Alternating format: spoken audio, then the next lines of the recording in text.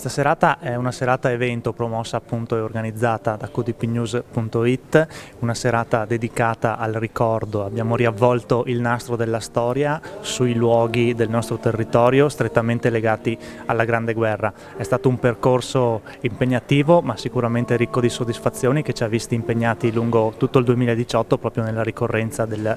centenario della fine della Grande Guerra. Un percorso impegnativo, dicevo, ma anche ricco di soddisfazioni proprio perché ci ha pagati anche con moltissime visualizzazioni sia negli articoli che poi nei video redazionali, che è stata un po' la novità su cui abbiamo voluto puntare, questi video che abbinano all'approfondimento giornalistico anche la componente emozionale, quindi un binomio vincente che ci sta dando molte soddisfazioni. E innanzitutto è stata un'avventura bellissima e di questo volevo ringraziare tutta la redazione di QDP News che mi ha supportato per tutto questo percorso. Fin dall'inizio ci siamo posti un obiettivo, che era quello di entrare nelle case dei nostri lettori. Questo perché? Perché qui vicino c'è il fronte del Piave, perché in queste terre, nella sinistra Piave, l'occupazione è stata veramente terribile, è stato un anno indimenticabile. Ecco, noi volevamo che il sacrificio di tanta gente, dei soldati al fronte, della gente qui nei paesi non fosse dimenticato. Il Consorzio BIM Piave di Treviso, per volontà dei 34 comuni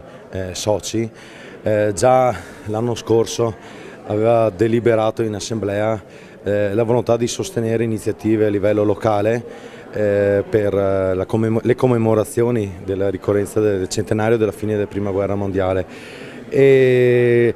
quello che è emerso da subito è la volontà di tutti, è stata la volontà di tutti di lasciare qualcosa che duri nel tempo, non limitarsi a iniziative estemporanee, ma creare una rete che possa durare nel tempo e che possa far emergere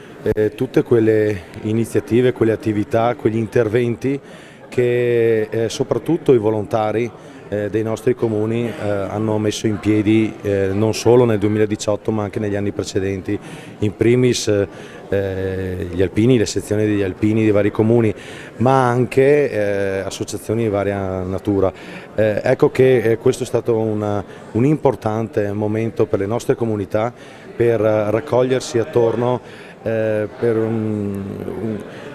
per testimoniare e sostenere tutto quello che il nostro territorio ha dato nel ricordo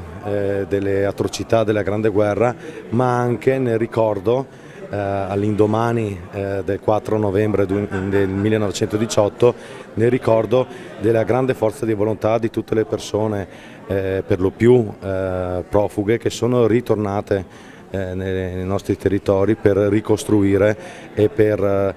far sì che appunto le nostre terre non subissero l'abbandono. Ecco, questa forza di volontà, questo stimolo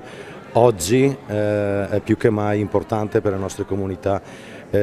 fare squadra per un futuro migliore per noi e per i nostri figli. Quindi ripeto, è stata un'opportunità per le nostre comunità non solo per commemorare ma anche per ritrovarsi attorno dei valori che oggi sono di estrema attualità. Come abbiamo detto tante volte, questo è l'anno delle commemorazioni, ma è l'anno in cui si parte per costruire un percorso turistico e soprattutto un percorso della memoria che porti la grande guerra al centro del nostro territorio. Quello che abbiamo creato in tutti i comuni in questo periodo è stato quello di ricordare, di riscoprire, e questa sera vediamo tutta una serie di filmati che grazie al preziosissimo contributo del BIM Piave